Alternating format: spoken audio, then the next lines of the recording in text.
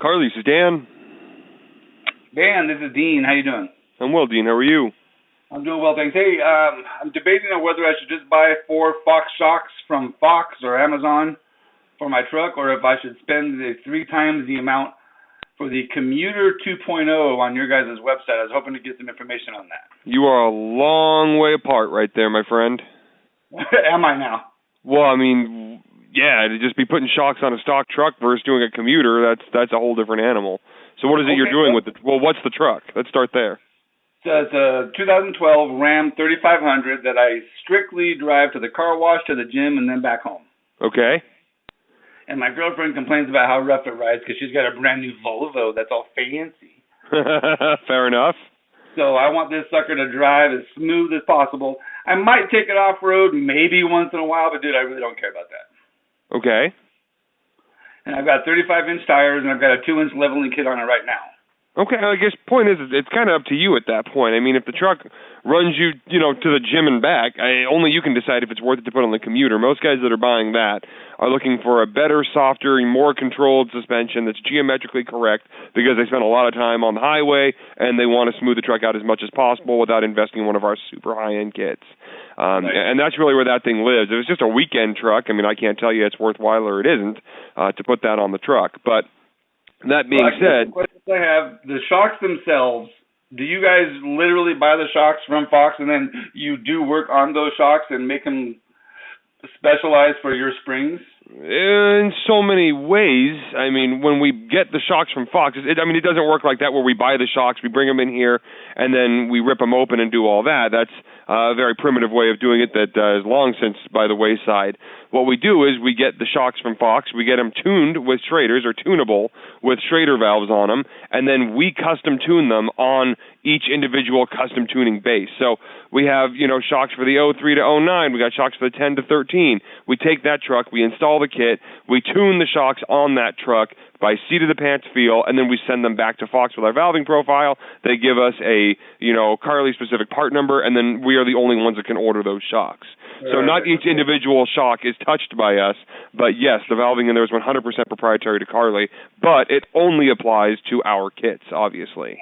That's exactly what I wanted to hear. Okay, here's the big concern I have. I've got 35-inch tires now with a offset, whatever. They barely touch and rub just a little bit as it is now. And I have a 2-inch leveling kit. So your springs and that Carly spacer at the top, is that essentially the same type of leveling kit that I would have put on that little puck thing on my stock suspension? Totally different. Everything about this kit is going to be completely different because it's comprehensive. So the thing is, you put the little spacer on top, and you're geometrically completely incorrect. You've done nothing but shift your coil springs down and somehow alter the shocks to match that new zone of travel. You haven't extended anything. So what this will do is put you up an additional about inch in the front, depending on cab configuration.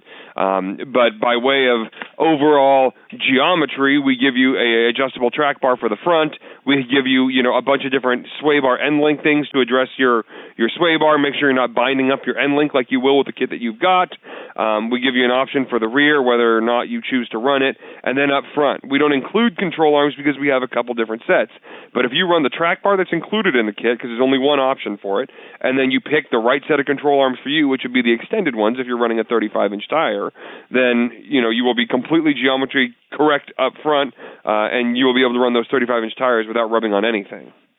Okay, so I'm looking at the Commuter 2.0 kit, and if I didn't add anything on, it only comes with the 4 shocks, 2 springs, the sway bar? Then it's wrong. I mean, that's not the way to do. So if you do just the coil springs, the shocks, and the track bar, then you're going to have an incomplete kit.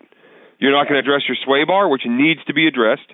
The rear leaf option, that's up to you. If you don't want the Adipac, you don't want the Adipac. You're not going to get the most out of it by way of ride quality, but it's not 100% necessary to run that. The control arms, you should run. If you're already rubbing with your tires, it's going to get worse if you lift it a little bit more because it's going to pull the axle further back toward the cab if you don't extend those control arms. I get it. So I've had this truck running this way for 5 years, and to me, it's okay. It's fine. My biggest concern is I can't drop it down even a quarter of an inch because I don't want it to be any lower because it'll be rubbing on the tires more, I would think. Rubbing less if you drop it down.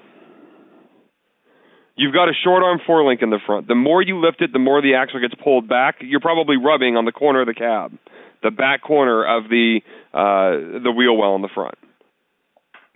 I'm rubbing on the outside where the mud flap would be.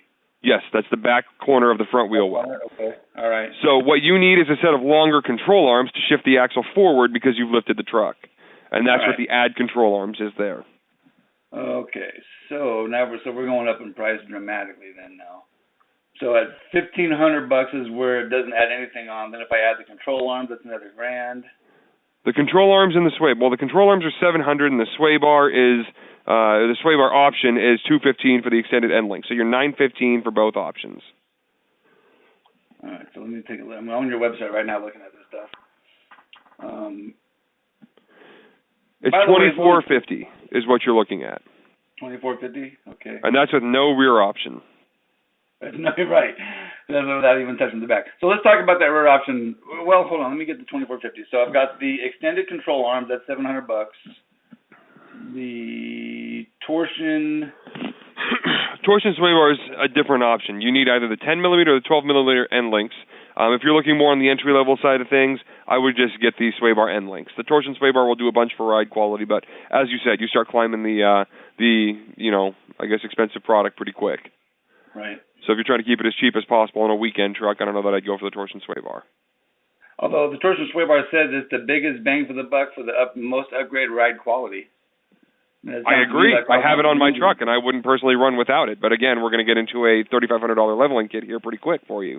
If you're comfortable with that, that's the way to get the right ride quality. But I'm trying to appreciate the budget too. So that one's up to you. But I would absolutely put the torsion sway bar on. So the torsion sway bar, it does not have to have a 3-inch lift in order for me to run this thing, right? I guess, what are you asking? Well, because if you look at your website information about it, it says a 3-inch or a 6-inch.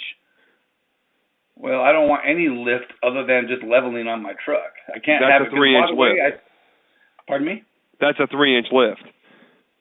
So no, that torsion sway bar should not be run on a stock truck. It can be run on a stock truck, but you're going to be putting it at kind of a bind at factory. So it's possible, but it's not optimized. 3-inch and 6-inch are what we make drop brackets for, and that's where it should stay. So if I just have a leveled truck right now, this torsion sway bar would not be something I should run. A leveled truck is about a 3-inch lift in the front. You're talking semantics between a 2 to 3-inch lift. Leveled is leveled. So I would not put it on a bone stock truck. Gotcha. Okay, so this should be, and here's the biggest concern I have is if I go up 1 more inch, then I can no longer park my truck in my garage from where I'm at now. So I got to make sure that this Carly system, if I spend the $3,000 or whatever it is going to be, that it still fits in my garage, doesn't go up any higher than what my leveled truck is now. It will. If you have a 2-inch leveling kit and it goes up to 3 inches, it's going up exactly an inch. See, I don't think I can afford to do that then. Otherwise, I got a garage that has no purpose. All right, so let's get back down to just some basics then. If I wanted to get just the springs and shocks and nothing else, that's going to give you too much lift. That's what's going to lift you an inch. So is the springs, not the sway bar. The sway bar has nothing to do with the lift. No. Okay. All right. The springs give you the lift in the front. Okay, so the springs and those little shock towers. Those are a spacer in the front. The shock tower spacer. Those aren't a spring spacer. They space up the shock tower. Right, gotcha. So between the springs and those spacers, it's going to be 3 inches over stock is what you're saying, right? Correct. Okay. Now, if I have a leveling kit now that has a puck on the top of it, could I simply just measure the height of that puck? And if that puck is 2 inches, that means I'm 2 inches taller. If it measures 3 inches, that means I'm 3 inches taller? Correct. Okay. So your system over stock is 3 inches in the front. What's your cab configuration that you're running? Mega cab. So you might get a touch less than 3 inches. Most guys see around 3 inches in like a quad cab short bed. Right. So yours you might see 2 3/4, but you might see 3. It just depends on the truck. So, that being said, yeah, I would tell you just to plan on a 3-inch. Okay, so let me go measure that puck, and if the puck measures 2 3/4 even, I think I'll be all right. I think I have an inch clearance still, so if I went up 1 inch, that might be all right. So that'd be all right. All right, so end result is I got to measure bolts to find out what the sway bar end length would be, right? Correct. 15 millimeter or 18 millimeter.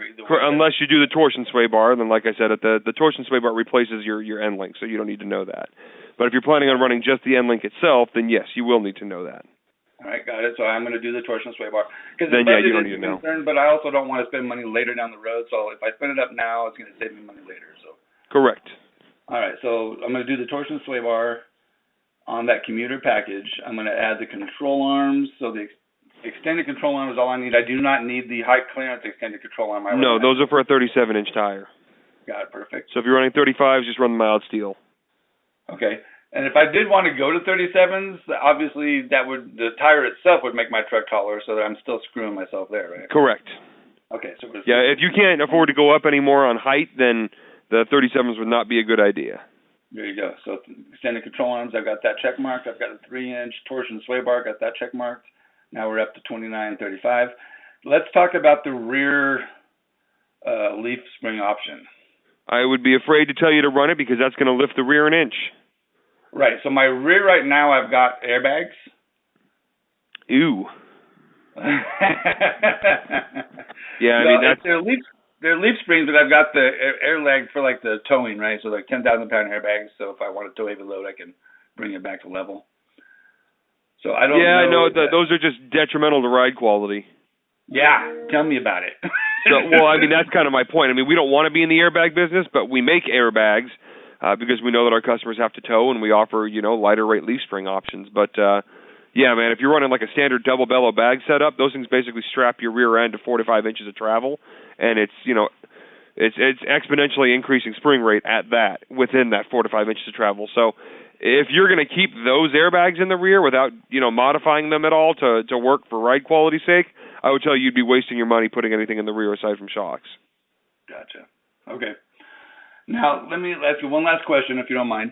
No, go ahead. Let's say I decided I couldn't afford $3,000 today to go with your whole entire Carly system, and I just bought Fox shocks, the regular non-Carly version Fox shocks, and then down the road, if I wanted to buy the Carly system without the Fox shocks and just use the Fox ones that I have with all your new springs and control arms and that kind of jazz, would that work? It would work, sure. But just as far as how would it ride, I would not. I mean, we obviously grabbed the shocks from Fox. The exact ones that you would probably have on your truck, and we drove them and we changed them massively over the factory Fox valving. So how will it ride when all is said and done? That I know it would ride like our starting point before it became the commuter kit. Sure, got it. It makes perfect sense. Okay. All right. And I would tell you we change every single part of that valving, including bleed shims. I mean everything down to the piston. Okay. And then, in order to buy this entire $3,000 worth of Carly stuff, can I do that from you guys on the website, or do I have to go to one of your vendors? You would go to one of our retailers to buy it. We're just a manufacturer. We actually don't sell direct. Oh, man, I really appreciate you taking the call, man. Thanks a lot for your time. Of course. Anything else, you know how to get hold of us. All right. Thanks, man. Take care. Good luck to you. Take care. Bye-bye.